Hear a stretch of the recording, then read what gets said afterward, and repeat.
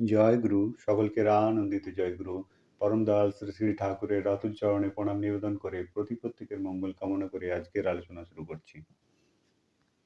আজকের আলোচনার বিষয় স্বস্তায়নী সম্বন্ধীয় বিস্তারিত এক আলোচনা। সেখানে 5টি নীতির কথা উল্লেখ যেমন রয়েছে, তেমনি স্বস্তায়নী সম্পর্কিত শ্রী শ্রী ঠাকুরের মুখ নিঃসৃত বিশেষ কয়েক কথা আমরা হয়তো আগে শুনিনি, সেসব কথাও জেনে যাব। তবে এই স্বস্তায়নীর কথা জানতে গেলে ইষ্টভৃতি সম্বন্ধীয় কয়েকটি প্রাসঙ্গিক কথা আমাদের অতি অবশ্যই জেনে রাখতে হবে। এই কথাগুলি অবশ্যই শ্রী শ্রী ঠাকুরের মুখ নিঃসৃত কথাই। এই আলোচনার মধ্যভাগেও আমরা এই কথাগুলো পেয়ে যাব। আমি তারই মধ্যে কয়েকটি কথা প্রথমত বলে রাখি যে, শ্রী শ্রী ঠাকুর এক জায়গায় বলছেন যে, ইষ্টভৃতি তো দীক্ষা নিলেই করতে হয়, দীক্ষাকে চেতন রাখবার জন্য, জীবন্ত রাখবার জন্য। যজন যাজন ইষ্টভৃতি আমাদের অস্তিত্বকে ধরে রাখে। আরও তর বর্ধনার জন্য শ্রী শ্রী ঠাকুর বিশেষভাবে বলেছেন যে, আরও তর বর্ধনার জন্য স্বস্তায়নী ব্রত গ্রহণ ও পালন করে চলতে হয়। অর্থাৎ যজন যাজন ইষ্টভৃতি তো থাকবেই, অতি অবশ্যই থাকবে।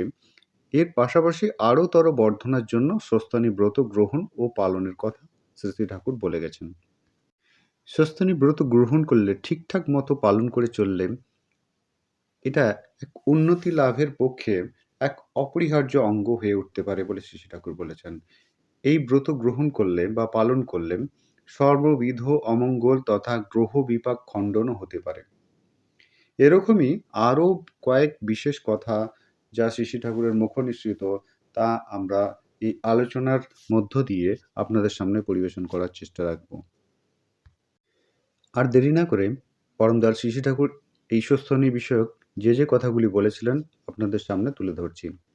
একবার উমাশঙ্কর দাম স্বস্তায়নী জিনিসটা কি, ইষ্টভৃতি তো আছেই, স্বস্তায়নী জিনিসটা কি, এরকম এক প্রশ্ন যখন শ্রী শ্রী ঠাকুরকে করেছিলেন, তখন শ্রী শ্রী ঠাকুর যা বলেছিলেন অতি অবশ্যই আপনারা মনোযোগ সহকারে শুনবেন। তিনি বলেছিলেন, স্বস্তায়নী একটা ব্রত বিশেষ, 5টি নীতি নিয়ে স্বস্তায়নী। এতে ক্রমোন্নতির অন্তরায়গুলি যেমন নিরুদ্ধ হয়, তেমনি উন্নতি লাভের পক্ষে অপরিহার্য গুণগুলি আয়ত্ত হয়, যাতে করে সর্ববিধ অমঙ্গল দূরীভূত হয়ে মঙ্গলের পথ প্রশস্ত হয়। তাছাড়া এতে গ্রহ বিপাক খণ্ডে, গ্রহ মানে যা মানুষের বুদ্ধিকে অভিভূত করে, যেমন শনি গ্রহ, রাহু গ্রহ। কর্মফলে গ্রহ কুপিত হলে যেসব শান্তি স্বস্তায়ন করে, তার থেকে ঢের বেশি ফল হয় স্বস্তায়নীর নীতিগুলি নিখুঁতভাবে পালন করায়। এ ব্রতের মূল কথা হল, যুগপৎ এই 5টি নীতি পালন করতে হবে। প্রথমত, শরীরকে ইষ্টপূজার যন্ত্র বিবেচনা করে সুস্থ ও সহনপটু করে তুলতে হবে।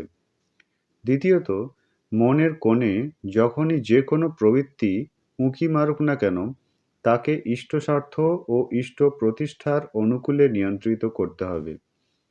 তৃতীয়ত, যে কাজে যখনই যা ভালো বলে মনে হবে, তা কাজে ফুটিয়ে তুলতে হবে। চতুর্থত, পারিপার্শ্বিকের বাঁচা-বাড়াকে নিজেরই বাঁচা-বাড়ার স্বার্থজ্ঞানে তাদের যাজন সেবায় ইষ্টে আকৃষ্ট ও যুক্ত করে উন্নত চলৎশীল করে তুলতে হবে। পঞ্চমত, আর চাই নিজের কর্মশক্তি, উদ্ভাবনী বুদ্ধি ও অর্জনপটুতাকে বাড়িয়ে তুলে নিত্য বিধিমাফিক অর্ঘ্য নিবেদন। এই সবগুলি আচরণ করলে তবেই স্বস্তায়নী পালন করা হলো। সূর্যের যেমন রোজই সংক্রমণ হচ্ছে, একটা এলাকা থেকে যখন অন্য এলাকায় যায়, তখন তাকে বলে সংক্রান্তি। স্বস্তায়নী ব্রত নিষ্ঠা সহকারে প্রতিটি নীতিবিধি সহ পালন করতে থাকলে আমাদেরও তেমনি সূর্যের সাথে সাথে নিত্য সেই ব্রতানুযায়ী জীবন চলনার ক্ষেত্রে ধীরে ধীরে এক নূতন জগতে সংক্রমণ অর্থাৎ অনুপ্রবেশ সংঘটিত হতে থাকে।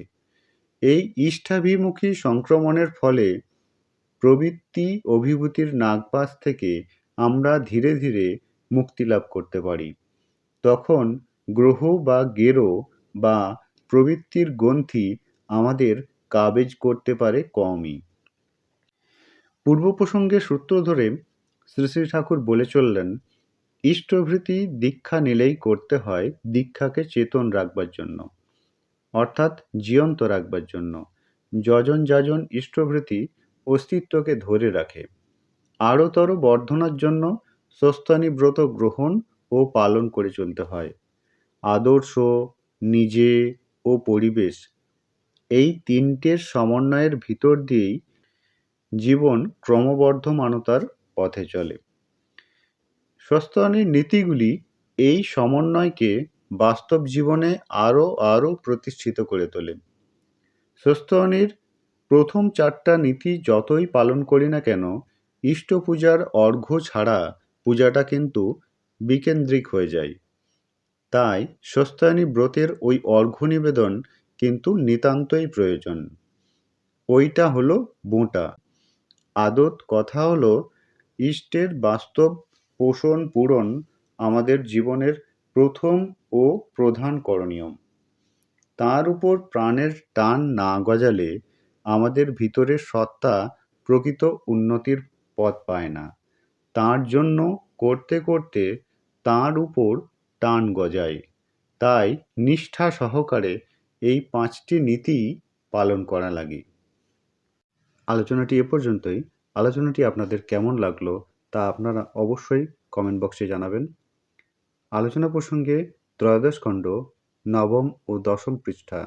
আপনারা সকলে ভালো থাকবেন, সুস্থ থাকবেন। সকলকে জানাই প্রাণানন্দিত জয়গুরু।